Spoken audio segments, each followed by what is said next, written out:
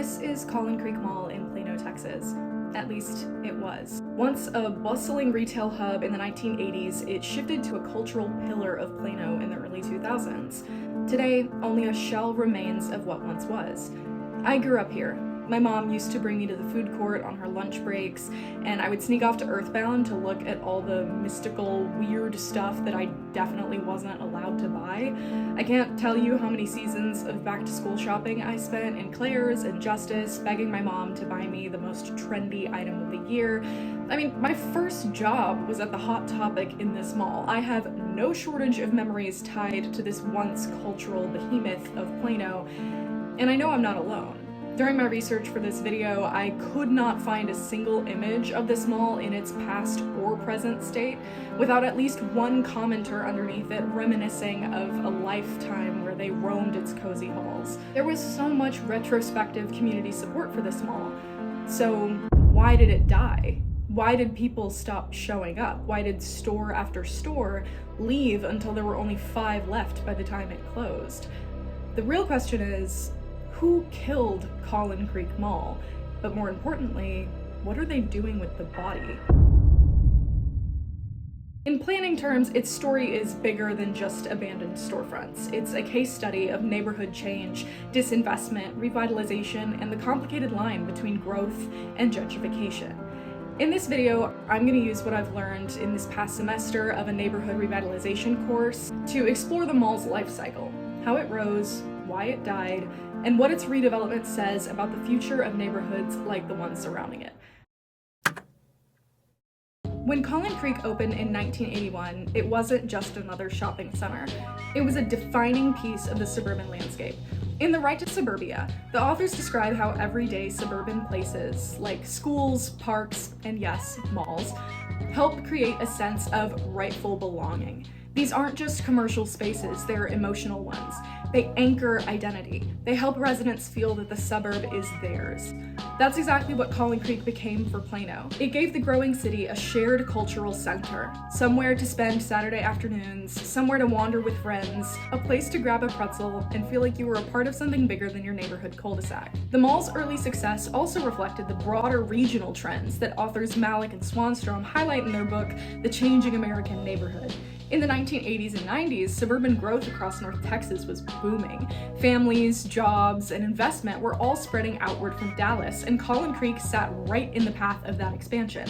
Its location along US Central 75 made it a natural hub for an emerging suburban identity that valued convenience, climate-controlled gathering places, and auto-oriented access. Importantly, Collin Creek became one of those rare suburban third places, a place neither home nor work, but somewhere you could exist socially, casually, and without needing a reason.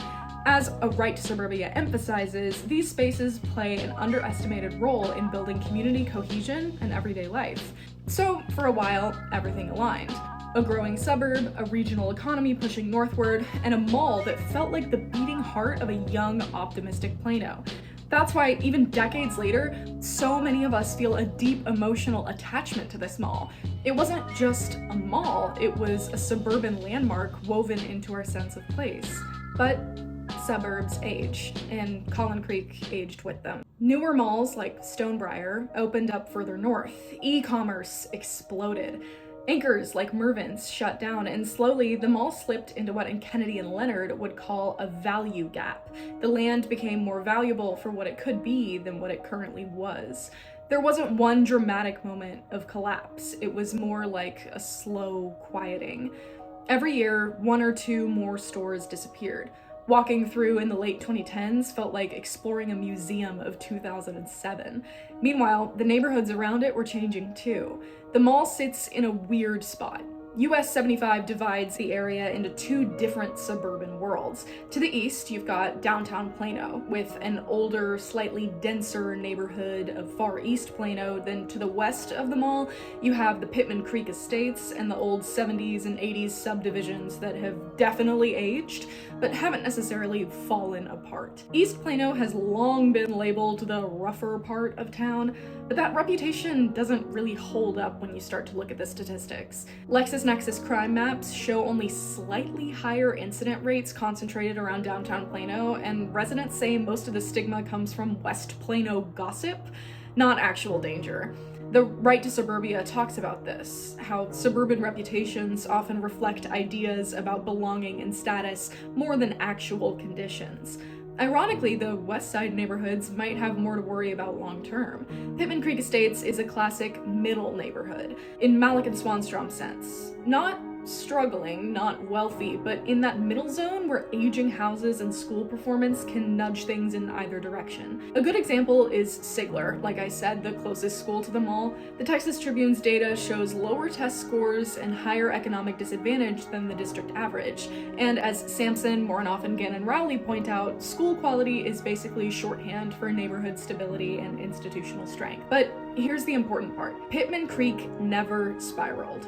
And that's largely because it already had plenty of third spaces to fall back on as the mall emptied out. People still had exactly the kinds of everyday community anchors the Right to Suburbia highlight. They build what Sampson calls collective efficacy, neighbors knowing and looking out for one another even when big institutions like the mall disappear. So yeah, removing Collin Creek Mall removed the big local hangout spot, but it didn't unravel the West Side communities. Their own social infrastructure absorbed the shock, and that's why the redevelopment feels more like a redirection, a shift towards a new vision of the area that isn't necessarily based on what residents were using or asking for. And that starts to lead us into a discussion of the redevelopment plan. Once Collin Creek Mall finally closed in July 2019, after a decade of declining traffic and store closures, city leaders and developers pitched its transformation as a chance to reframe a key crossroads of Plano's urban and suburban landscape. What had been a familiar suburban retail node is now the heart of a $1 billion mixed-use redevelopment designed to make the space a place where people can, quote, live, work, and play. According to the official redevelopment plan led by Centurion American Development Group, the project will transform the old mall into a pedestrian-oriented district with 500 single-family homes, about 2,300 apartments, along with 300 independent living residences, all under Plano ISD schools, around 9 acres of parks and 1.5 miles of trails connecting green space to the built environment, a mix of retail, dining, office, and hospitality space, including a hotel, and a massive underground parking garage to support all of that activity. City leaders frame this as a revitalization, a way to replug a long-neglected node into Plano's economic and social life. Mallach and Swanstrom argue that such transformations are part of how older suburbs remain competitive and responsive to demographic and market change. But are we looking at mere revitalization, or something closer to gentrification? Kennedy and Leonard remind us that revitalization and gentrification are not opposites, but overlapping processes. In the case of Collin Creek, much of the planning has been driven by external capital and investor logic, with the developer's vision shaping the overall form and program of the site before significant, structured community participation could occur. In Red Hot City, Dan Emmergluck highlights how public investment like infrastructure upgrades, sewer improvements, underground parking in the parks often subsidizes private gain by reducing risk for developers while promising increased future tax revenue. So while Collin Creek is being marketed as the destination for the entire region, promising parks, retail, and community spaces, it also reflects market-driven change.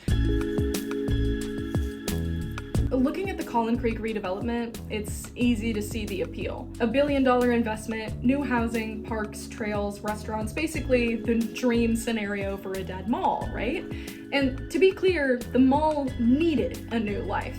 It wasn't coming back. But the real question for a class on neighborhood change is this: could the redevelopment have done more to build on what the community already had, not just what the market wanted? That's where asset-based community development is useful.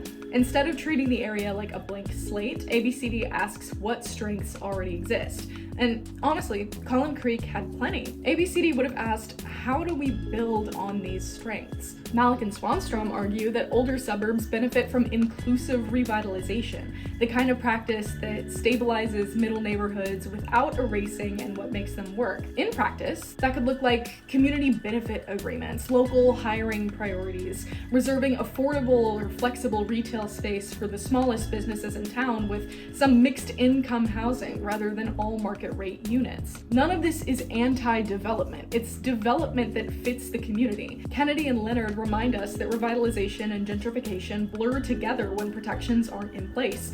New retail and housing don't automatically help existing residents. Sometimes they raise costs and subtly shift who the area feels for. Emmergluck adds that mega projects often follow speculative capital, especially when cities put in major public infrastructure. Without intentional safeguards, the balance of power leans towards developers, and Sampson, Mornoff, and Gannon Rowley emphasize the importance of collective efficacy, the idea that neighborhoods thrive when residents have a real say in shaping their environment. At Collin Creek, the community was asked for input, but overall vision was pretty much already set. And as Right to Suburbia points out, suburban residents build deep emotional attachments to everyday places like malls.